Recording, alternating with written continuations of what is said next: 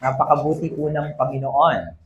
So, patuloy po nating tinatalakay ang atin pong nilalakaran para sa mga bago at ngayon pa lamang po na karating po sa GRH Caloocan, no? Meron po kaming team na tinatalakay for 3 months. 3 buwan na po namin itong pinag-uusapan. So, ngayon po, this is the final 2 weeks, no? This is the second to the last week of this team. Abundance from emptiness to overflow. Lagi ko po itong tinatagalog, no? Sa wikang Tagalog, pananagana, magmula sa wala, papunta sa nag-uumapaw. So ito po yung ating kiniklaim sa Panginoon na tayo po ay tunay na pagpalain ng Diyos na hindi lamang sa spiritual na buhay, kundi maging sa mga bagay na pinangako ng Diyos.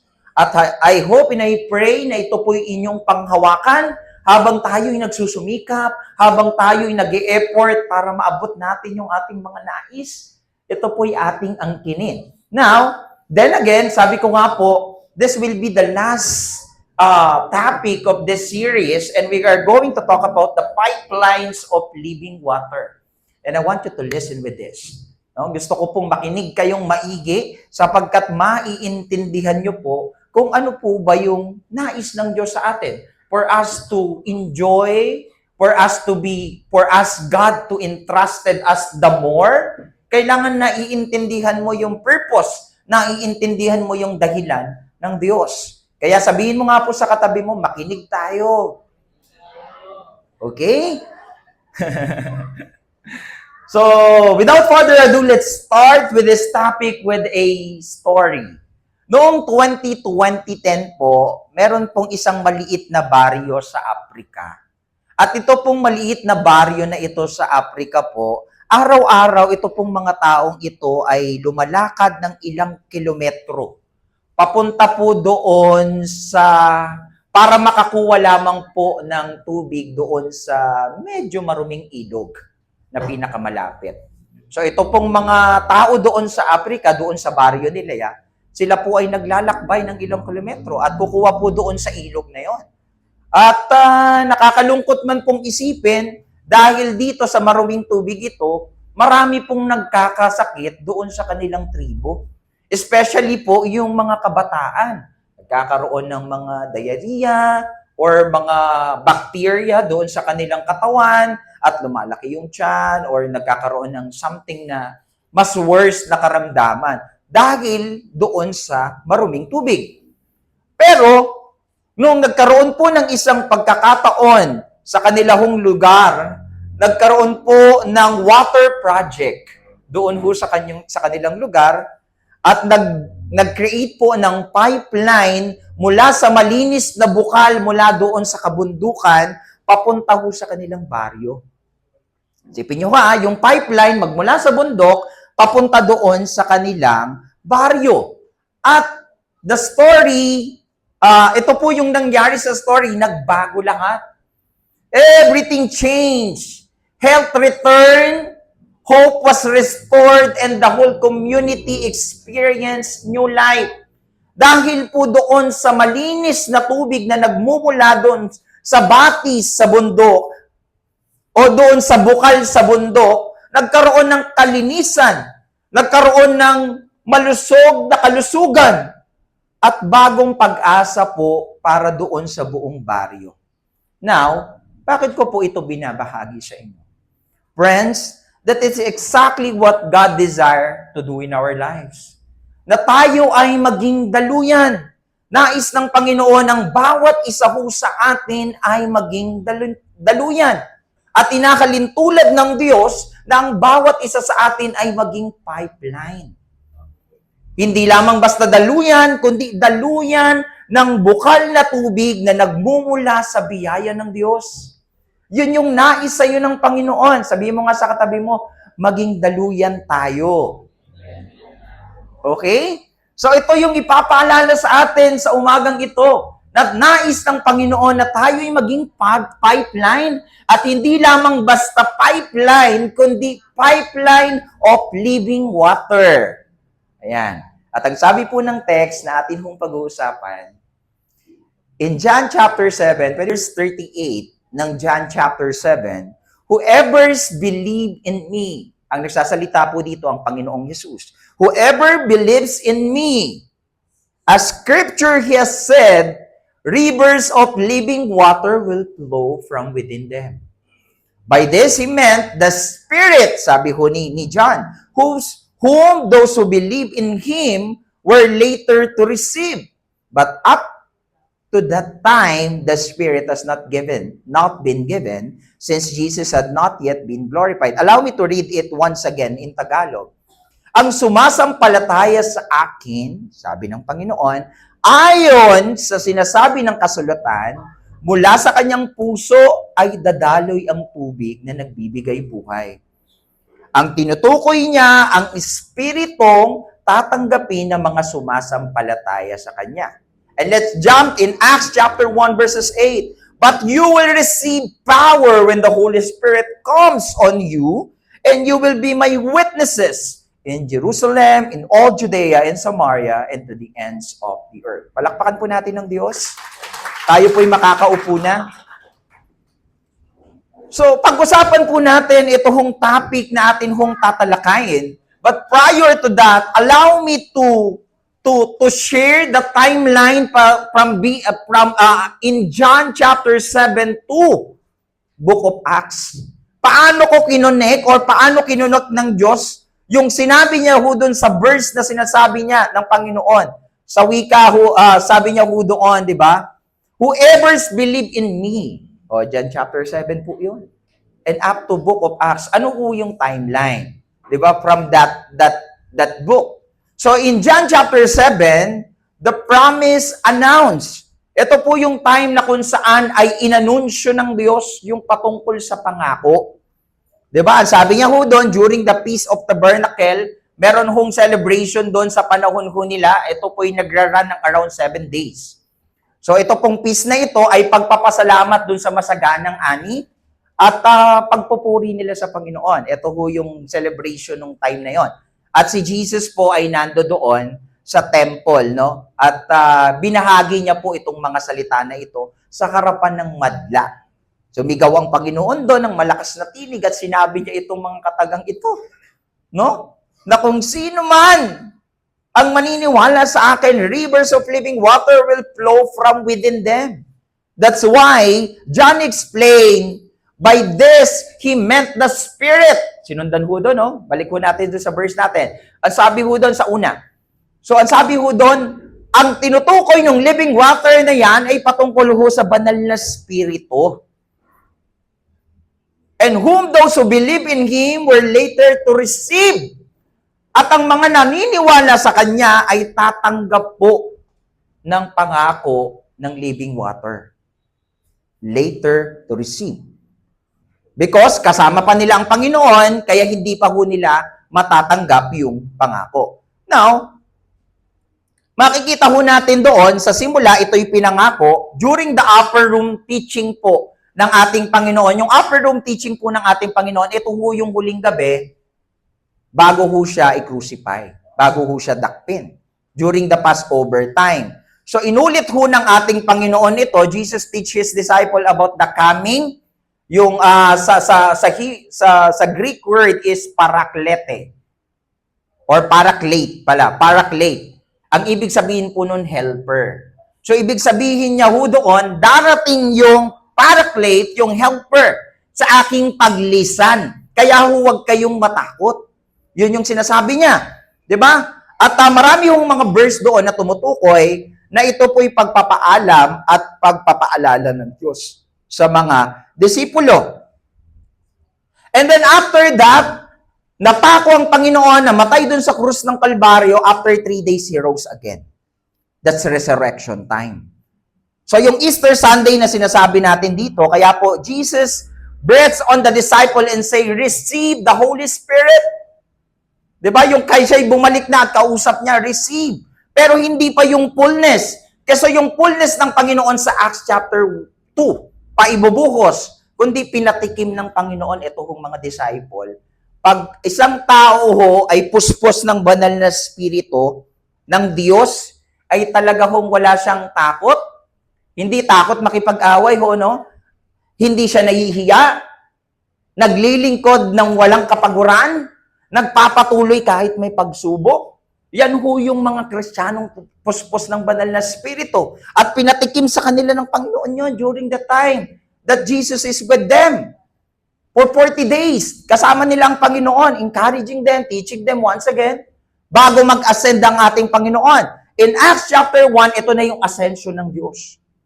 By the way, next month po, pag-uralan natin yung Book of Acts. So yung ascension ng Panginoon, bumalik na siya sa langit. And now He's sitting in the right throne of God for 40 days. Ito na po yung instruction. Ang instruction po, tatanggapin nyo na yung banal na Espiritu. Alam niyo po yung pananampalataya natin, there is one God, but has three person. The Father, the Son, and the Holy Spirit. They are equally, but they are in a one God. Basta, papaliwanag ko natin yan sa mga susunod. No? But the point is, ito ho yung nais ng Panginoon na maintindihan natin. During the day of Pentecost, ito na yung fulfillment. Ito na yung pangako, sabi ng Lord, walang aalis muna sa Jerusalem. Diyan lang muna kayo hanggat hindi nyo natatanggap yung pangako ng banal na Espiritu. At nung tinanggap nila yung day of Pentecost, nagkaroon ng baptism of the Holy Spirit, they were speaking tongues, and they were empowered, etc., etc. Ito yung nangyari. At grabe yung nangyari sa buhay ho ng mga mananampalataya. So, bakit ko po ito kinikwento? For us to appreciate the topic that we are going to talk about this morning. So, isang gabi sa panahon ng Feast of Tabernacle, 7 araw ng kapistahan ng pasasalamat sa ani, pag-alala sa 40 years na sinamahan sila ng Diyos sa wilderness ang Israel, ito ho yung pinagpapasalamat nila. So, araw-araw po pumupunta ho yung pinuno, doon yung Pharisees or yung pari po kumukuha ng tubig mula sa pool of Siloam at ibinubuhos nila doon sa altar bilang panalangin at pagpapasalamat sa Diyos. So, yun ho yung practice po ng mga panahon na yon. Ngunit, doon ho sa last and the greatest day ng feast na yon, yung celebration po ng mga Israel, malaki ho yun, gather ng mga believer, nandun lahat, nag-celebrate sila doon, may mga nagiinuman, meron mga something like celebration. Tumayo si Lord in the middle. Tumayo si Lord doon sa gitna. Ang lakas ng boses ni Lord. Habang ang tao mga nagdiriwang, umiinom ng tubig mula doon sa templo, ito yung sinigaw ng Panginoon. Ang sabi niya, if anyone is thirsty, let him come to me and drink. Nagalit yung mga Pharisees kasi sumisigaw. Sino ka para sabihin yan? Kung sino yung mga nauuhaw lumapit sa akin. At sinundan ng Panginoon, whoever believes in me, as scripture, He said, rivers of living water will flow from within them. Kung sinong maniniwala sa akin, kung sinong nauuhaw lumapit sa akin, kung sinong maniniwala sa akin, dadaloy sa kanila yung bukal ng buhay. Yun yung pangako. Now, pinaliwanag ho ni John dito, siya ay nagsasalita tungkol sa banal na Espiritu. Yung living water, Jesus is talking about the helper. It's talking about the Holy Spirit na ibibigay pagkatapos niyang maitaas at maluwalhati yung ascension yon, yung sinabi ko kanina, earlier. Pag bumalik na, kasi ganito po yung nangyari. Nung ating Panginoong Jesus, dinakip po siya, pinahirapan at pinako sa krus. Pagkalipas ng 3 araw, siya ho ay muling nabuhay. After po ng resurrection ng Panginoon, kasama pa siya ng mga disciple. Nagpakita siya sa disciple for 40 days. And after that 40 days, nag-ascend na si Lord sa heaven. Bumalik na siya sa langit. Ngayon si Lord, He was sitting at the right throne of God, pero may pinangako siya. Ang pinangako niya yung banal na Spirito with you. That is the helper. Yung Holy Spirit that dwelling in us. Sabi mo nga sa katabi mo, dwelling in you. Diba? Pero merong warning. Kailangan may tamang relasyon for you to be indwelling or for you to be a vessel of Holy Spirit. No? So, ang sabi dito, if you are thirsty, it is not enough to know the water exists in a well. Ang sinasabi po doon, kung ikaw ay nauuhaw, hindi lang sapat na malaman mo na may tubig doon sa well. The water must flow within you. It must reach you. Dapat ikaw ay daluyan at makatagpo nitong tubig na ito. And this is what the Holy Spirit does. He make us pipelines of living water. Ito po yung ginagawa ng banal na Espiritu that within you to be a pipeline of His presence, of a living water to others. Isipin mo yung mga patay na spirito, di ba? Patay na mga, yung parang pag sinabing patay na literally dead, but spiritually dead, meaning wala ng pag-asa, feeling nila they were in their parang down moment of their lives, na kung saan parang wala ng hope, wala ng pagbabago, parang ito na yung endpoint ng life nila. Ang tawag doon, they were dry in spirit. Yung mga wala ng relasyon sa Panginoon, di nila kinikilala, so dry in the spirit. And then the living water that flows within you, dumaloy within them. Kaya nga yung mga sineran nyo po ng gospel, nagulat ka na lang, biglang nagpatuloy sa Diyos, biglang nandun yung kasigasiga, naglilingkod sa Panginoon, apoy na apoy, kasi dinaluyan ng banal na spirito, dinaluyan ng living water. At bakit? Naging pipeline ka kasi. Sabihin mo nga sa katabi mo, naging daluyan ka kasi. Di ba? So the question is, how do we become pipelines of living water? Kung hindi ka pa ganito, papaano, pastor? At ito po yung pag-uusapan natin ng mabilis. Number 1, the source of living water. Wala hong ibang source kundi ang ating Panginoong Jesus. Pwede ba nating basahin ito? Itong point number 1 on 3. 1, 2, 3, basa. It's Jesus Christ. So walang iba ho tayong source. Hindi ho tao o hindi ho bagay ang source natin dito, kundi ang ating Panginoon Jesus. At ang sabi po ng verse, balikan ho natin, whoever believes in me, as the scripture he said, rivers of living water will flow from within them. Now, ano ho yung Greek word living water? The Greek word of living water, it means hydrozoon or hydrosor. Hydrozoon. O ano bang basa dyan? Hydrozoon.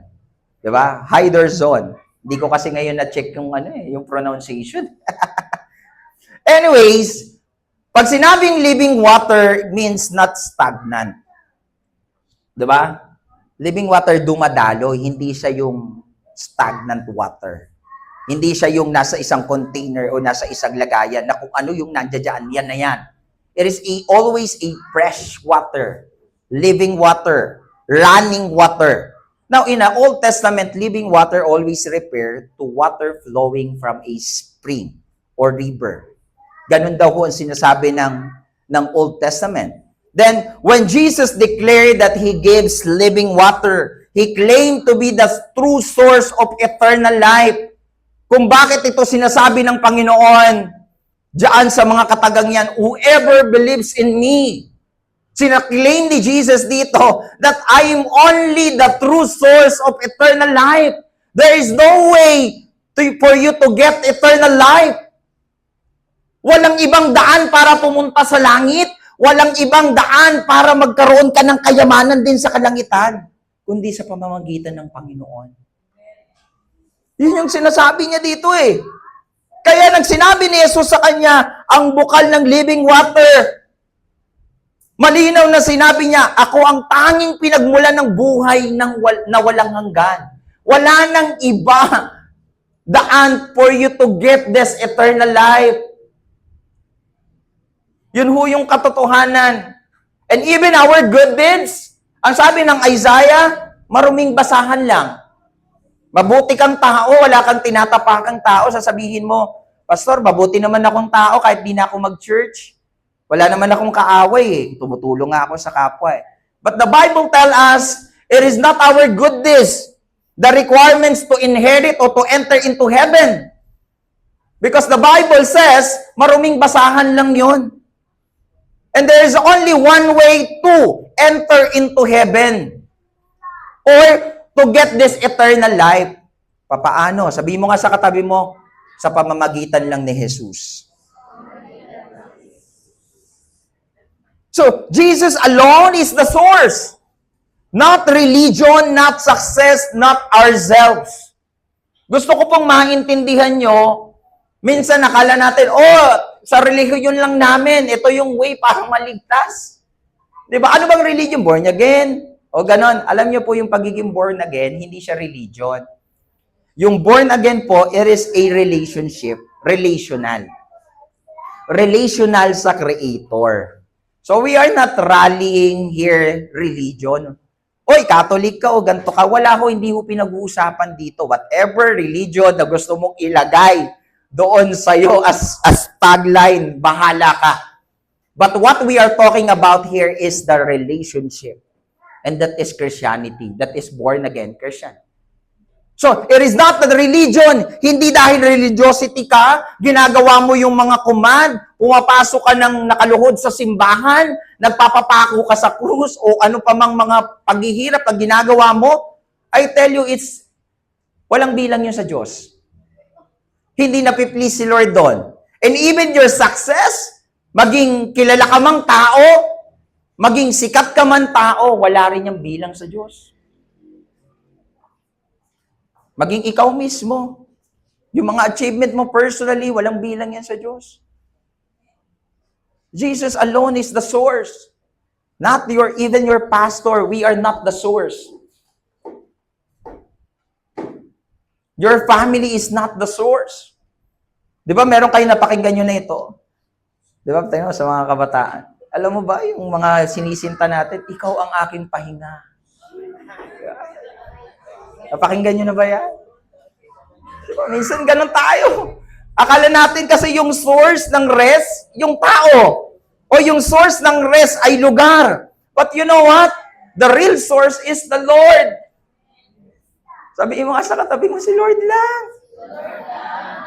Si Jesus lang, di ba? Siya lang ang pahinga natin. Siya lang yung source. Kaya nga pag yung mga taong may relasyon sa Panginoon, yung totoong relasyon kahit may problema, kahit walang ulam, kahit may pangapagsubok, kahit may karamdaman, talagang hindi tumitigil na magtiwala sa Diyos at magpatuloy Naiintindihan kasi nila na ang Diyos ang source. John 4:14, the water I give will become in them as spring of water, welling up to eternal life.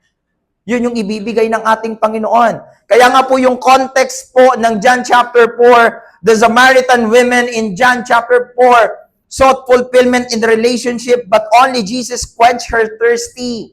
Sabi ni Jesus, yung pumunta siya doon, dapat iba-ibang lugar si Jesus pero dumaan siya sa Samaritan. Tambay siya sa well. Tapos nauuhaw si Lord doon So merong babaeng nando doon, nagsasalok ng tubig. Sabi ni Jesus, pwede bang makiinom? So ang sabi ng babae, bakit ka sa akin makikiinom? Sabi niya, kasi po, yung mga Hudyo po at sa mga Samaritano, mayroon po silang war. Hindi po nakikipag-usap o nakikipagmatong. Parang superiority po. Kasi nga, full-fledged Hudyo. Kaya ang tingin nila sa mga Samaritana mababa. Ganon. At dahil doon, nagkaroon sila ng grudges with the Jews. So nagkaroon, hindi sila nagkakasundo. Ngayon, bakit ka sa akin makikiinom? Parang ganon, di ba? So, sabi ng Panginoon, tapos nagkwento ang Panginoon doon patungkol sa buhay ng babaeng ito. At yung mga sumasalok ng tubig dyan, mauuhaw pa. Pero yung ino-offer ko na living water, kailanman di ka na mauuhaw. Paano po? Literally, sabi nung Samaritan, literally, kala nila si Lord ino-offer yung literal na tubig. Di ba? Akala niya yung ano bang mamahaling tubig? Ano bang mahal na tubig? Di ba? Wala, mura lang ang Wilkins. Oo, Pocari daw. Wala. Meron pang mahal Abia ba yon? Abia. Oo, parang mga ganon. So, di ba, akala nila something like water na i-offer ni Lord, pero yung pinapangako ng Panginoon, it's the helper. Doon sa Samaritan women. At mangyayari lang itong helper na ito na sa iyo, if you will understand that Jesus only is the source. Now, ikalawang bagay doon, this connection from His leads to spiritual dryness. Kailangan yung maintindihan, mga kapatid, na pag tayo'y lumayo sa Diyos, natutuyo ka, mamamatay ka. Pansinin niyo ho, maraming mga on fire sa Panginoon, Nandito sa pulpito, nagpapaawi, tumutugtog, naglilingkod. Di ba? On fire. Which is good. Which is natutuwa ang Diyos, napiplease si God. Pero the moment na nag-disconnect ka, the moment na hindi ka na kumonekta sa Diyos, I tell you, that's the beginning of your spiritual dryness. Unti-unti ka nang madadry. Unti-unti ka na mawawala ng gana. Bakit? Kapag disconnected ka sa source, spiritual dryness ang mararanasan ho natin. Magiging stumbling block na ho tayo. Magiging source of distraction. Magiging source of discouragement. Di lang ikaw ang nadadry, kundi makakahawa ka ng dryness. So yun ho yung paalala sa atin dito, na pag tayo'y humiwalay sa Panginoon, yung dati mong kalagayan, I tell you, it's getting worse. Yung dati mong kalagayan na kaya mo pang ngumiti kahit may pagsubok, kahit may problema. Tingnan mo nga yung katabi mo kung kaya pang ngumiti kahit maraming pagsubok. Kaya pa naman, no? Maganda pa rin yung ngiti.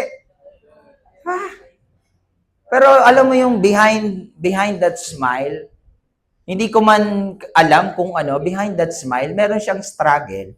Yung katabi mo, meron niyang struggle. Meron niyang battle ngayon. Pero, kahit may battle siya, naiintindihan niya yung katotohanan na ang Diyos lang yung kalakasan, ang Diyos lang yung source. Yun ho yung katotohanan. Jeremiah chapter 2 verses 13, they have forsaken me, the fountain of living waters, and dug cister that cannot hold water.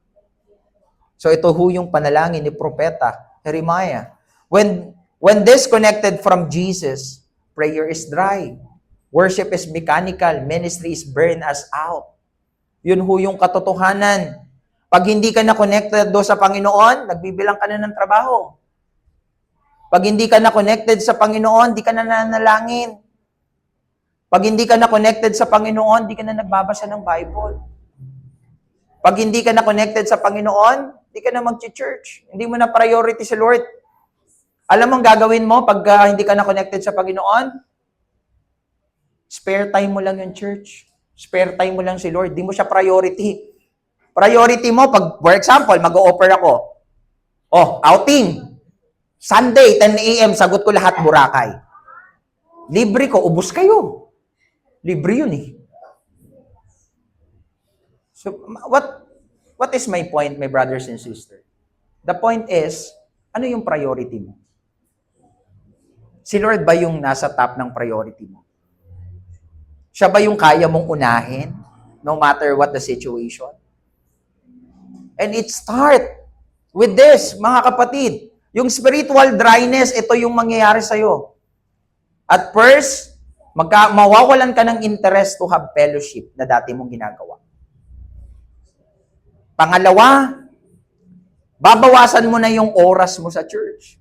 Dati kang 30 minutes earlier, 1 hour earlier, time will come, 30 minutes bago matapos ka na. 5 minutes bago matapos na yung service. Until such time, di ka na mag-church. That's spiritual dryness, a sign of spiritual dryness and not interested to God. So, kailangan, sabi mo ka sa katabi mo, bantayan mo yung sarili mo, kapatid. Diba?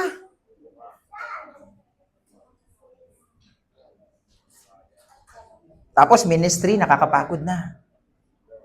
Mapapagod ka na. Isipin mo, ikaw na yung gumawa ng ganito, tapos mamaya, ikaw pa rin gagawa.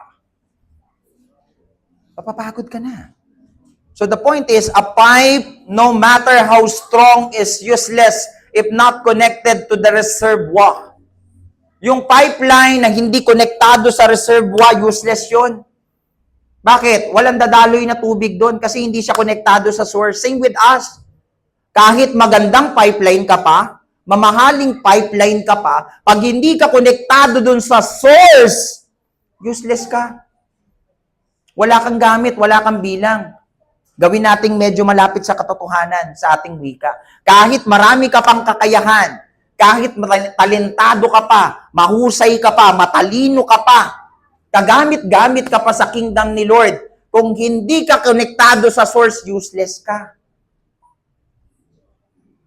Yun ho yung katotohanan. So, papaano?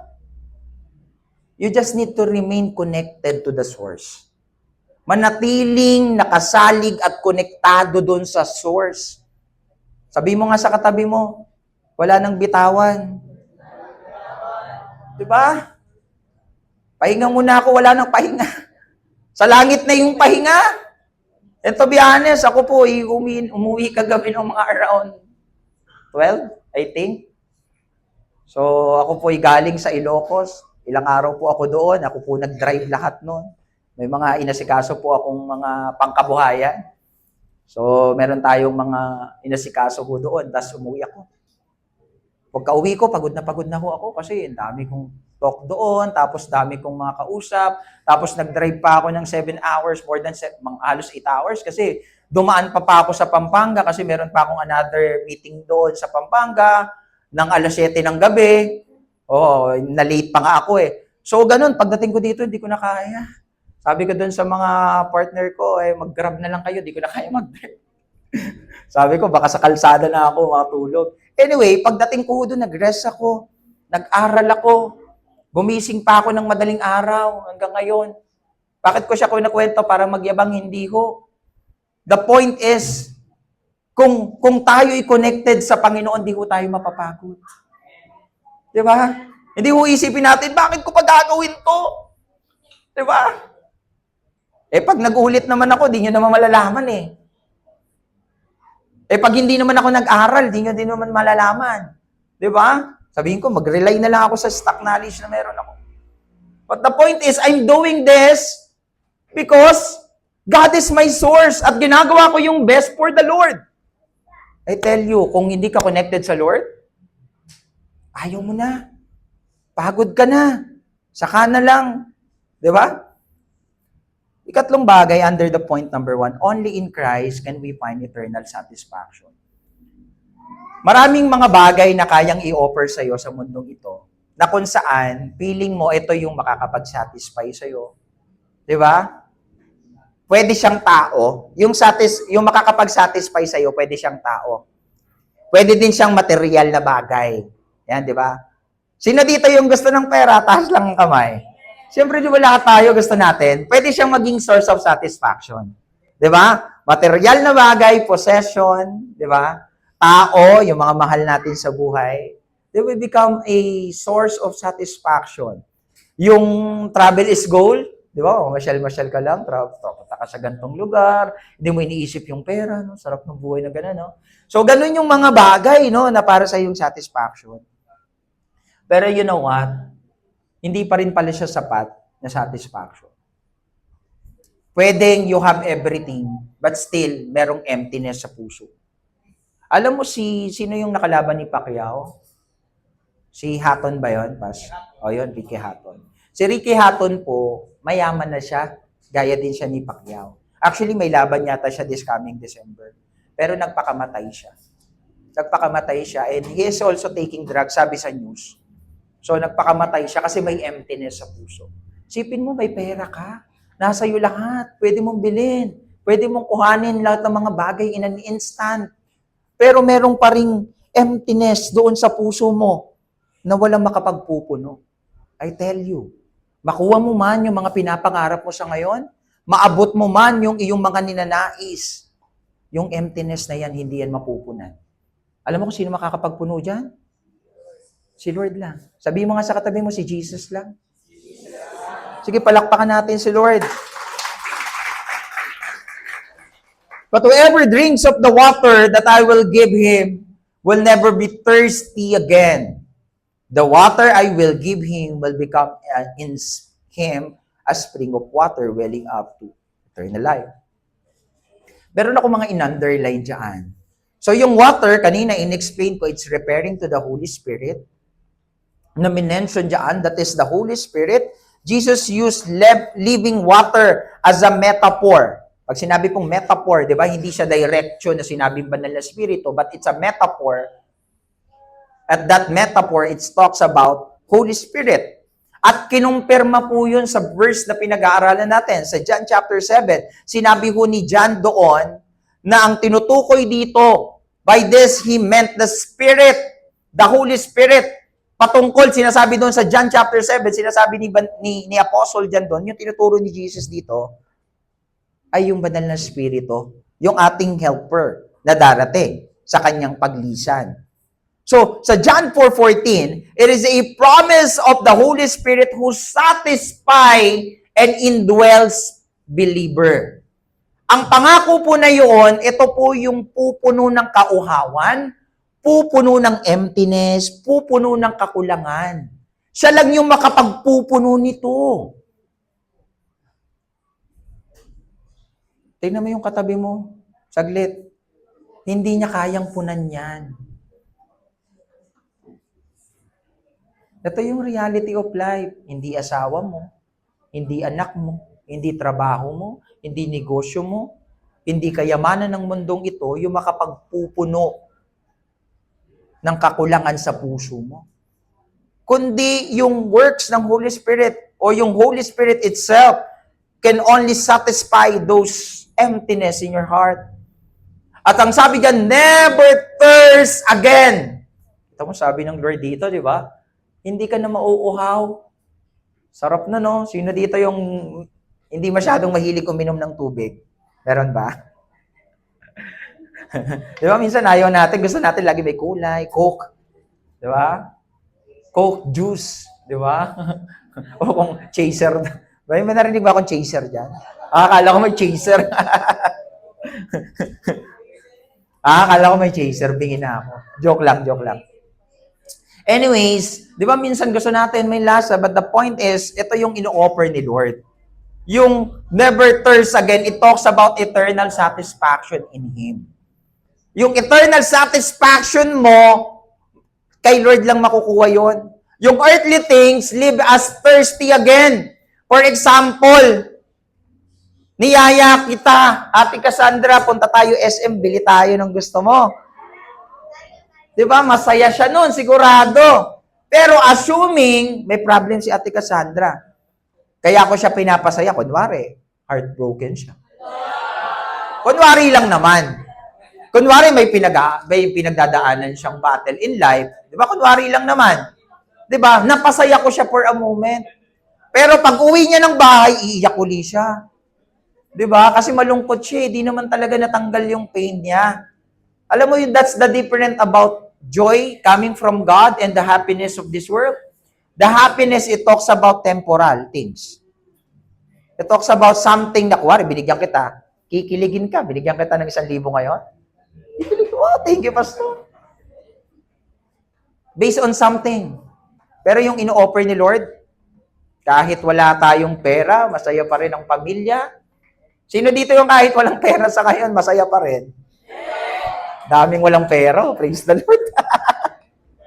Diba? That's the point, my brothers and sisters. The Spirit gives permanent inner satisfaction that cannot be taken away. Hindi kayang nakawin yung kayang i-offer sa atin ng Diyos. Hindi siya mawawala mamaya. Hindi siya mauubos. Wala siyang hangganan. Wala siyang ganun. Sabi doon, spring of water, minention dyan. Ano ho yung ibig sabihin ng spring of water? It talks about indwelling, overflowing spirit. Ibig sabihin, pinanahanan ka ng banal na spirito at dumaloy ito sa'yo. So the Spirit does not only quench once, He become a continuous source inside believer. Yung ibig sabihin po nito, hindi lang siya one-time event. For example, napuspos ako ngayon, Lord, Holy Spirit, dwell in me, punuin mo ko ng yung spirito. Tapos, the next day, di ka na mamubuhay as led by the Spirit. Di ba? Hindi lang siya one-time event. Hindi lang siya every Sunday. Ang nais ng Panginoon sa atin araw-araw ay maging panahananan tayo ng banal na spirito. Maging residente siya dyan, hindi lang siya, parang border? Turista? Diba? Napadaan lang, hindi ho ganun. Kailangan maging residente ang banal na spirito sa iyo. So the Greek word for the word spring up means to leap, gush, bubble up. It describes a lively, unstoppable flow. Yun ho yung ibig sabihin yan, yung spring water, a lively and unstoppable flow. Hindi tumitigil na daloy. Yung nais ng Panginoon sa atin. Now, to summary, the women at the well thought Jesus was taking about literal water. Yung sinasabi kong kaninang kwento, tiniisip niya na i-offer ni Lord sa kanya, literal na tubig. But he was pointing with the Holy Spirit. Jesus is pointing to the Holy Spirit. The same promise in John chapter 4 was explained more clearly in John chapter 7, na sinabi mismo doon yung patungkol sa Espiritu. Now, meron pong isang story, sabi ko ni Billy Graham, isa ko itong sikat na lingkod din ng Panginoon. Meron ho siyang shared na story about a wealthy oil magnate. Next mo nga. Now, I do my research. Sino dito yung sino kaya yung sinasabi ni Billy Graham o ni Billy Graham doon sa sinasabi niya a wealthy oil magnate? Ngayon, upon my checking, it's referring to Rockefeller. Diba? Rockefeller. Ang sabi niya, Hudaan, as having said, I have made my many millions, but they have brought me no happiness. Nakita nyo? Sobrang dami kong pera. Sobrang yaman ni Rockefeller. Pero hindi pa rin nagkaroon ng kasayahan sa kanyang puso, ng kagalakan. At kwento ho ito ni Billy Graham nung siya ho ikausap. Ang sabi niya dito, who had everything, money, mansion, daming kotse, di ba?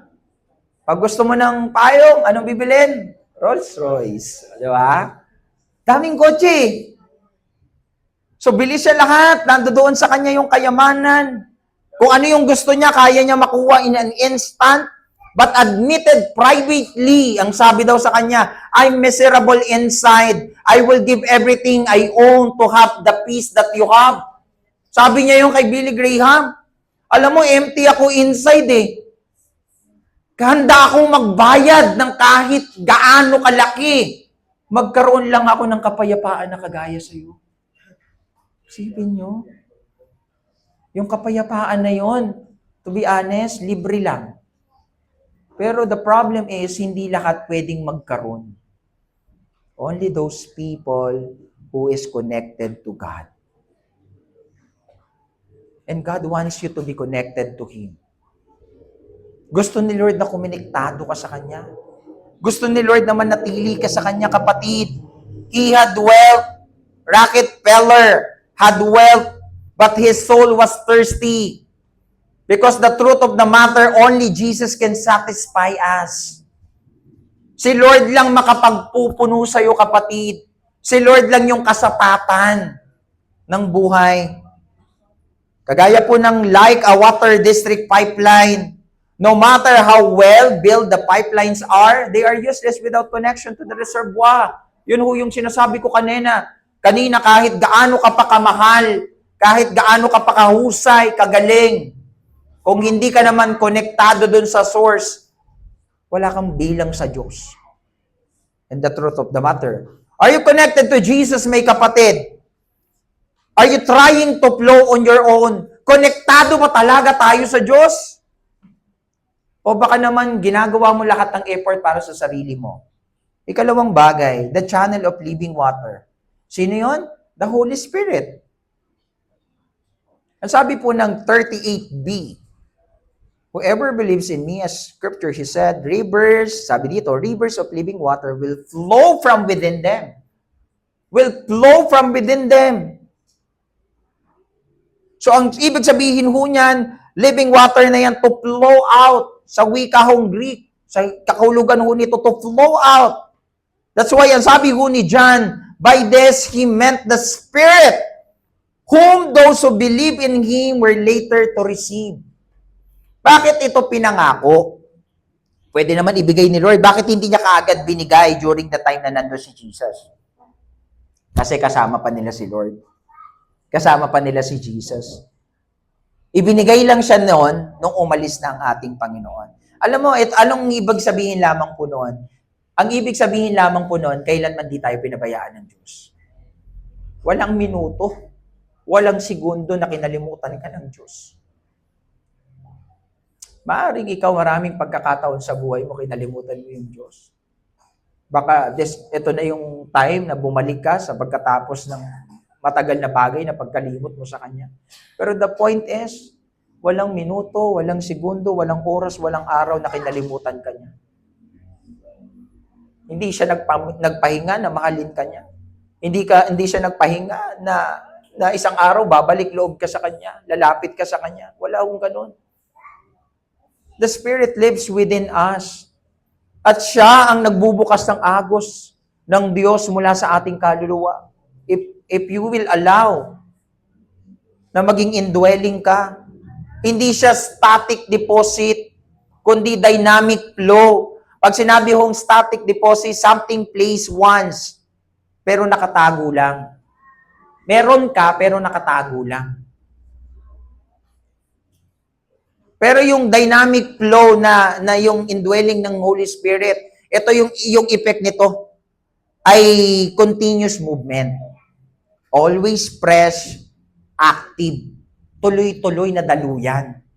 Yun yung nais ng Panginoon sa atin. May tatlong bagay under this. The Holy Spirit is the channel of divine life. Channel siya ng divine life. The Holy Spirit indwell us, making us carriers of God's life. Nagiging carrier tayo ng Diyos. Kaya makikita mo, alam mo, pag magsama-sama tayo ng isang linggo, tapos maraming iba't ibang pagsubok ng buhay, sabay-sabay natin, makikita mo talaga yung yung tunay na nakababad sa Diyos.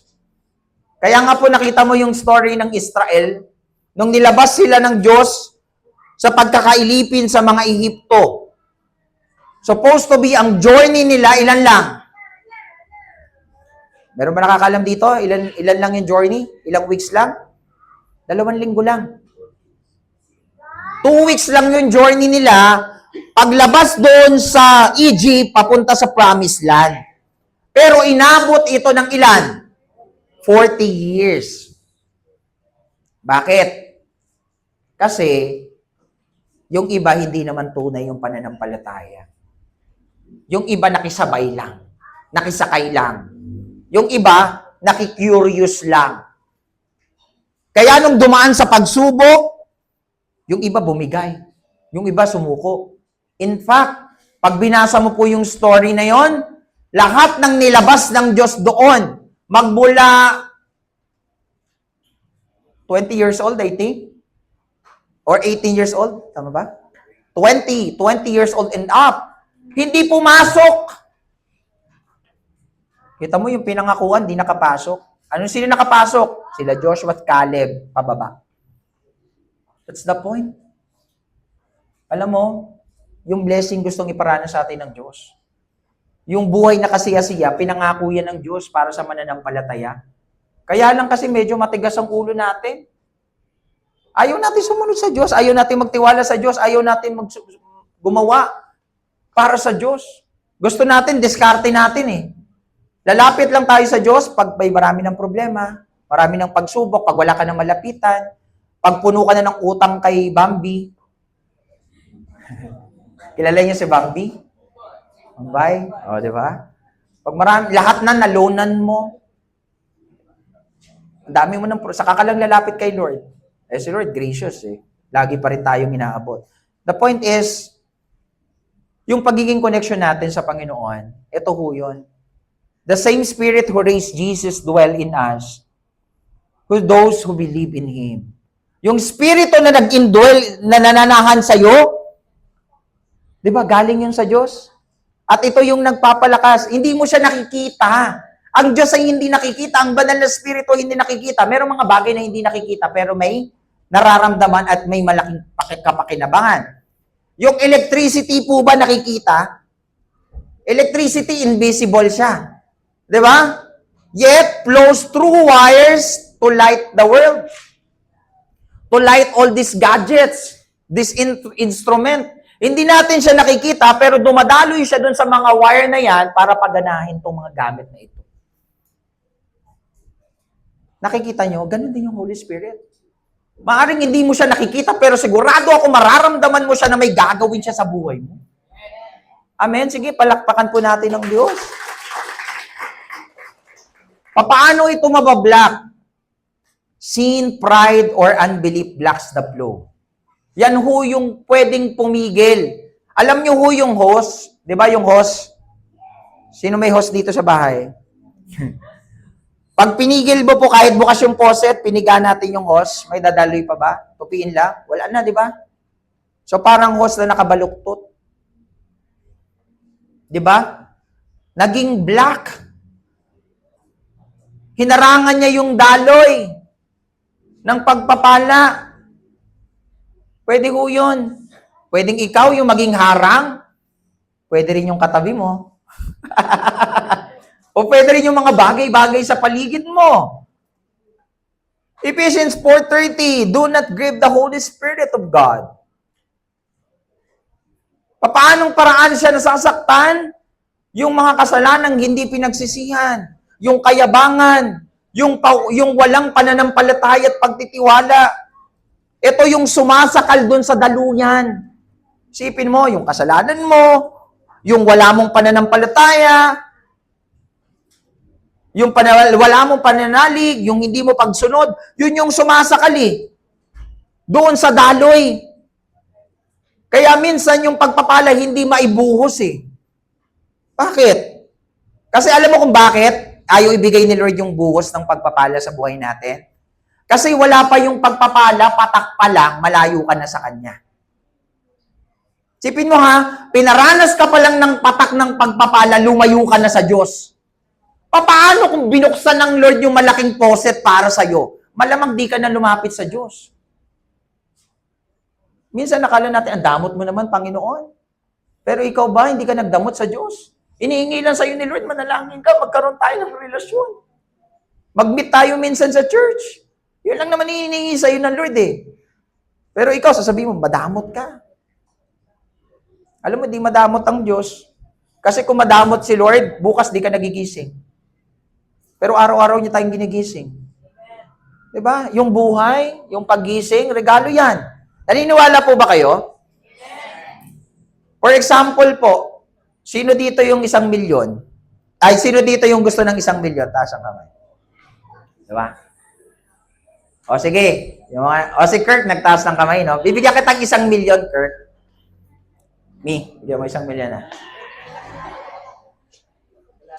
Pero ito yung catch. Di ka nagigising bukas. Tatanggapin mo? Di ka nagigising bukas.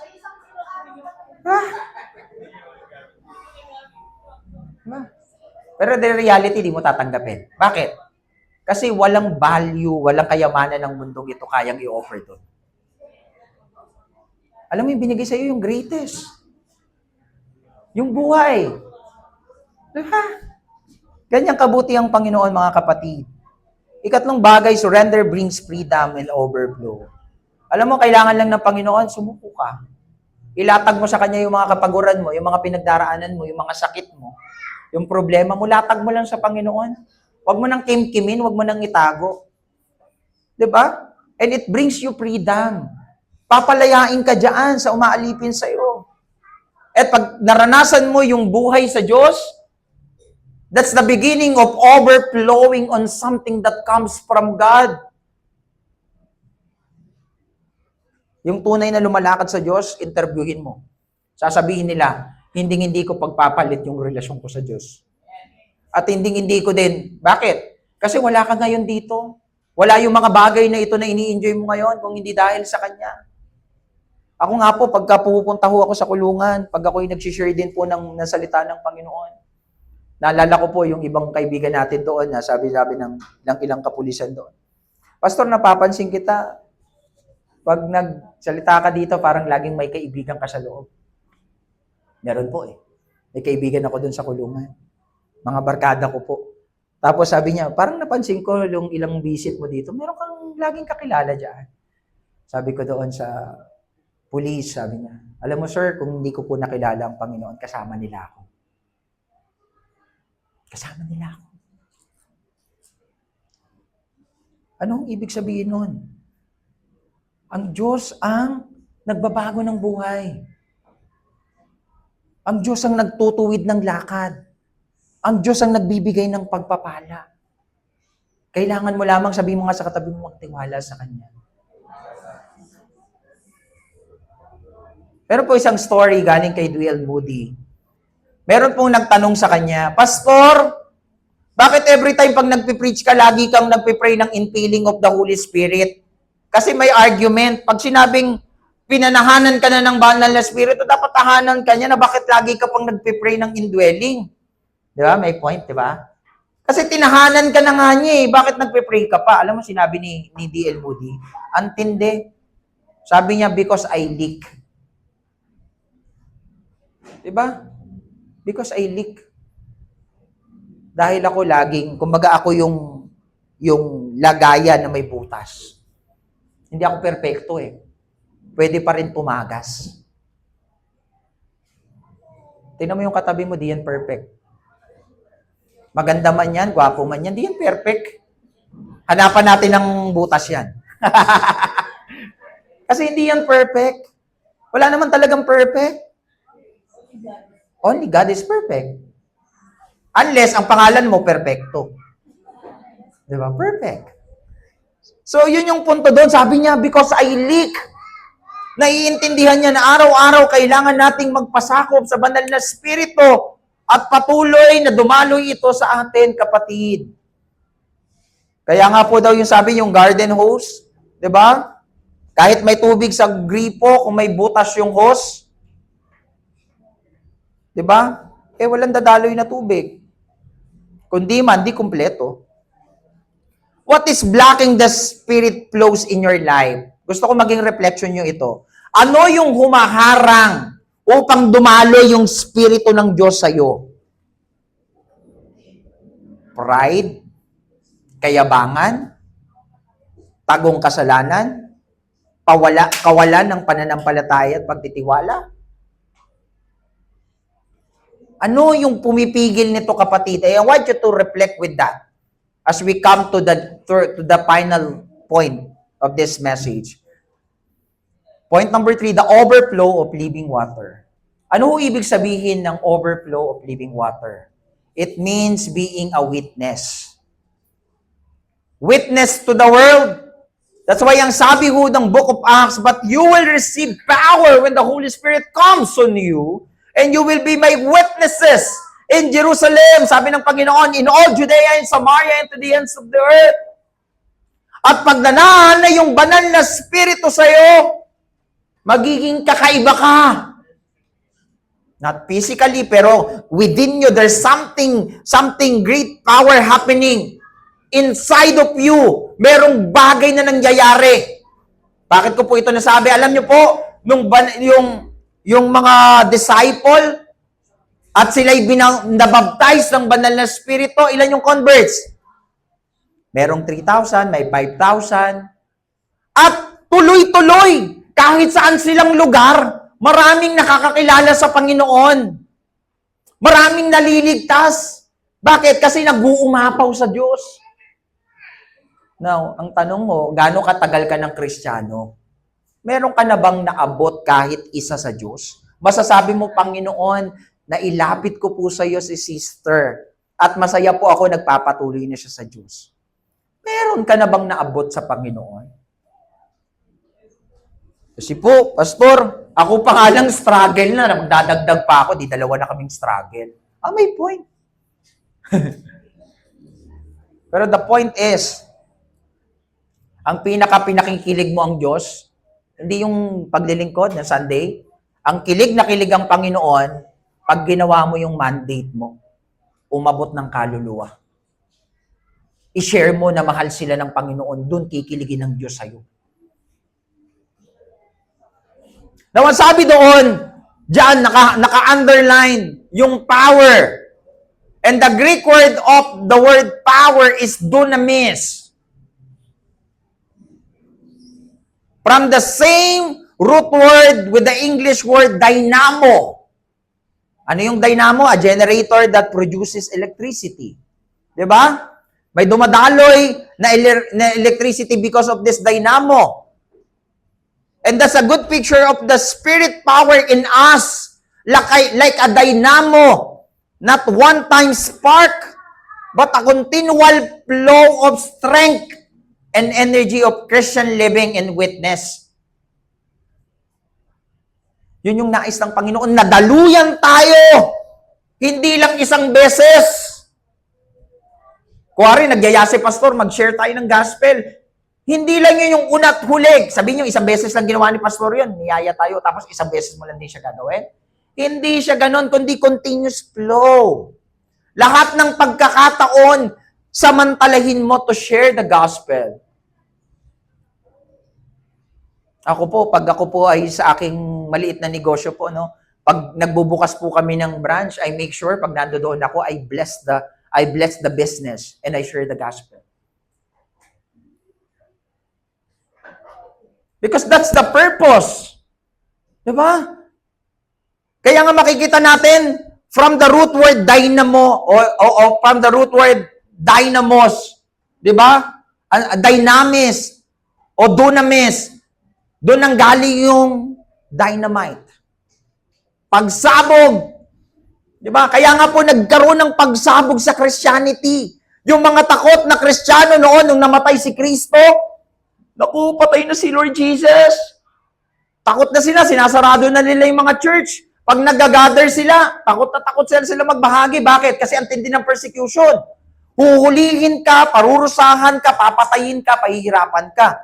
Kaya nga po, isa lang sa mga disipulo ang namatay ng katandaan. Si John lang. Pero bago po siya tumanda doon sa Patmos, nagsulat siya ng Revelation. Bago niya gawin ho yun, nilubog muna siya sa mantika. Nabuhay siya. Di pa niya time. Pero lahat ng mga disciple, merong pinugutan ng ulo, merong pinako ng pabaliktad, merong nilagari yung katawan, merong pinagbabato hanggang mamatay. Lahat sila namatay ng pinaghirapan. Namatay sa persecution. Bakit nila ginagawa yon? Kasi nag-uumapaw ang banal na spirito sa kanila. Sabay, kaya ang sabi ho na Jeremiah, kung pipigilan ko na ibahagi ang salita ng Panginoon, merong apoy sa aking puso na hindi ko kayang mapigilan. Ganun yung mga taong nag-uumapaw sa Diyos. Hindi nila kayang pigilan na sabihin yung pagmamahal ng Panginoon. Nakakita kayo dyan, mga nag-street preaching. Hindi. Walang masama sa ginagawa nila.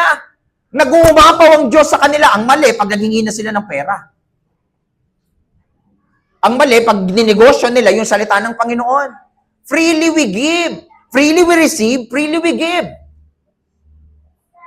Sapagkat libre ang kaligtasan. Yun ho yun. Pag nag-uumapaw ka, marami ka maaabot, kapatid. Kaya yung early church dumami. Now, ano sabi ko dito? Spirit and power in mission, not self-glory. In-empower tayo hindi para maging, mahusay ako sa iba, magaling ako. Diba? In-empower ka para sa mission kasi may pinapagawa ang Diyos sa'yo. May pinapatapos ang Diyos sa'yo, hindi dahil para maging sikat ka. You will receive power and you will be my witnesses. Yun yung sinasabi doon. Binigyan ka, pinuno ka ng Diyos kasi may mission ka to be a witnesses. Sabihin mo nga sa katabi mo, witnesses tayo.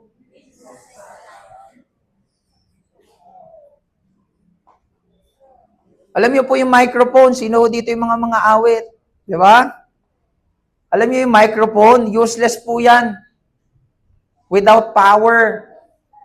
Useless po yan pag hindi nilagyan ng sounds ni Jacob. Kasi may control. Kumbaga, assuming, kunwari si Jacob yung God. Kasi sa kanya ang control eh. Useless yan. Diba?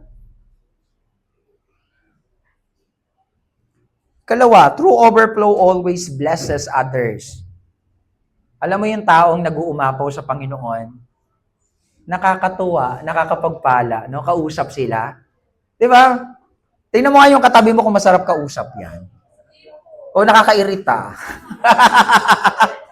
Alam mo, tayong mga Kristiyano, blessing tayo. Isipin mo, yung mga taong bagsak yung balikat, yung mga taong mga pinagdaraanan nung nakausap ka, di ba? Grabe. Sabi nga D.L. Moody, do not let the people come to you happier when they leave. Huwag mong hayaan na lumapit sa'yo yung isang taong may pinagdaraanan na lalabas na gumagapang. Isipin mo, lumapit sa'yo, gumagapang na, pagkatapos kang kausapin, nagpakamatay. Nakaka-bless ka naman. I tell you, hindi blessing yun. Diba? The point is, blessing ko tayo. At yung mga taong blessing, pagkausap mo, ayaw mo nang tigilan eh. Ayaw nyo na nga maghiwalay-hiwalay pag pinag-uusapan si Lord eh. Di, pastor, mali ka dyan. Pag pinag-uusapan yung ibang tao, ayaw naman. Huwag ganon. Sabi mo nga sa katabi mo, huwag ganon. Diba? Lastly, global vision. Yung empowerment ng banal na spirito sa atin, global siya. Ibig sabihin, hindi lang siya in your Jerusalem, hindi lang siya sa city, hindi lang siya sa Bagumbong. For example, magre-reach out tayo, dito lang ako sa Jerusalem. Hindi na ako, yung city kasi, it's referring to Judea and Samaria. Yung ends of the earth, globally siya. Di ba? So it's referring, hindi lang yung Bagumbong, that's Jerusalem, kundi to the ends of the earth, globally. Yung kamag-anak mo sa Amerika, pag may pagkakataon ka, share mo yung gospel. Kung meron kang kakakilala sa ibang bansa, share mo yung gospel. Yung kamag-anak mo doon sa probinsya, share mo yung gospel. Alam mo yung trabaho natin, mag-share lang ng gospel. Pastor, nag-share ako ng gospel, di naman nagbago yung tao kasi hindi ka naman Diyos. Kahit ako, di kita kayang baguhin. Unless magkaroon ka ng encounter sa Diyos. Kasi si Lord lang yung nagbabago ng buhay eh. Kahit maganda yung sabihin ko, walang dating yun sa pagbabago ng buhay mo. Unless isuko mo sa Diyos yung buhay mo. That's the only time na magbabago yung buhay mo. And I tell you, lahat na nagsuko ng buhay ng totoo sa Diyos, binago niya. Amen? Palakpakan na natin ang Panginoon. So the Spirit enlarged our vision beyond ourselves. Pentecost began multilingual. It was a global from one day. Nagkaroon ng baptism of the Holy Spirit during the time. And they speak different languages. And they scattered in different places. Because they are punong-puno ng Panginoon, ng Espiritu ng Diyos. Last illustration po. In 1904, the Welsh revival happened because of Evan Roberts. Sa Amerika po, ito ho yung lugar na kung saan Wales people, something in UK. Meron ho dong mga kakaguluhan, mga manggugulong mga bagay-bagay na ginagawa nila, krimen, etc. At through Evan Roberts po, kasama siya doon sa mga pasaway sa kanilang lugar. At nung siya ho'y napuspos, nakilala niya ang Panginoon at napuspos ng banal na spirito, ordinary people become bold witnesses. Ito hong gangster na ito hong may vision na ito, hindi ho. Siya ho yung ginamit ng Panginoon para mag-share ng gospel sa lahat ng lugar doon sa bayan nila. At marami yung nakakilala sa Panginoon through him. Anong point dito? Ikaw man yung tao na namuhay na pangit, wala ka mang credibility, wala ka mang bagay na masasabi mong kahanga-hanga, gumawa ka man ng napakaraming kasalanan na hindi ka pa nakukulong sa ngayon. Pero kung ikaw ay magbabalik lang loob sa'yo, sa Panginoon, I tell you, lahat ng karumihan, lahat ng mga bagay na yun ay nilinis ka na ng Diyos. At alam mo, alam mong gustong-gustong gamitin ni Lord? Yung mga wasak, yung mga sira, yung may mga pinagdaraanan. Bakit po ginagamit ng Lord yung mga ganun tao? Kasi sila yung makakaramdam doon sa mga nakakaranas din ng ganun. Yun yung point ng Panginoon. At kung paano binubuo ng Panginoon yung wasak para maging buo. Now, a spirit-filled life is not stagnant. It is missional. Yung punong-puno ng spirit-filled life, Yung puspos ng banal na spirito, gumagawa ng misyon. Pag hindi yan nagtatrabaho para sa Diyos, I tell you, hindi pa yan puspos. Overflow must reach others. And as I close, 3 bagay lamang po gusto kong ipaalala sa inyo, kapatid. Brothers and sisters, these 3 truths this morning, that only Jesus is the source, and the channel is the Holy Spirit, and make us pipeline, empower us. And when God uses us as a pipeline, God wants us to be a witness, to testify na mahal din sila ng Panginoon. Like the African village, the world is thirsty. It doesn't need stagnant religion. It needs pipelines of living water. Ikaw din, hindi relationship, hindi religion, may call the praise and worship team, hindi religion, hindi someone, hindi material possession, ang solusyon sa pinagdaraanan mo, kapatid. Maaring sa ngayon, ang nakikita mong solusyon, material na bagay, kayamanan ng mundo. Nakikita mong solusyon, tao. Nakikita mong solusyon, o ano man yung kayang i-offer dito sa mundong ito. But you know what? Yung mga bagay na yan, hindi yan yung solusyon. Ang solusyon ay ang Panginoon. And God wants to start a relationship with you. To start with a journey with you. Nasasabihin niya sa'yo, anak, lapit ka na sa akin, tama na yan. Hirap ka na, lapit ka sa akin. May mga pinagdaraanan ka, simula tayo ng bago. Tulungan kita. Yun yung gustong gawin sa atin ng Panginoon.